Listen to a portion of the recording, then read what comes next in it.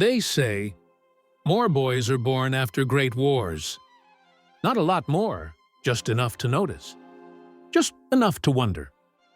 As if nature, without saying a word, whispers, "I know what you lost." No sirens, no speeches. Just the soft arithmetic of birth rates.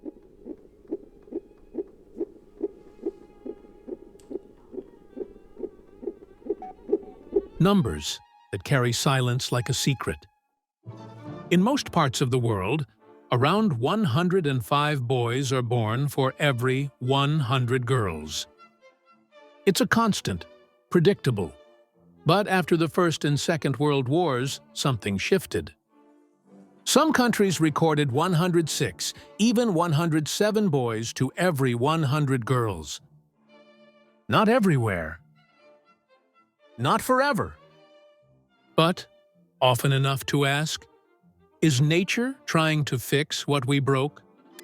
Some say it's evolution, a silent recalibration after mass death. Others believe stress changes our biology. Hormones, trauma, the environment itself. There's even a theory that male embryos become stronger in times of loss, like life is trying harder to replace what was taken. War doesn't end when the guns go silent. It lingers in the air, in memories, and maybe in wombs. Maybe nature doesn't think,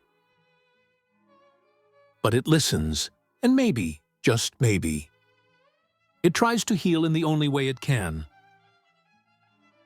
Maybe it's all coincidence, a trick of the numbers. Or maybe it's the body's way of remembering what the mind wants to forget. Death leaves a gap, and life tries, quietly, blindly, to fill it.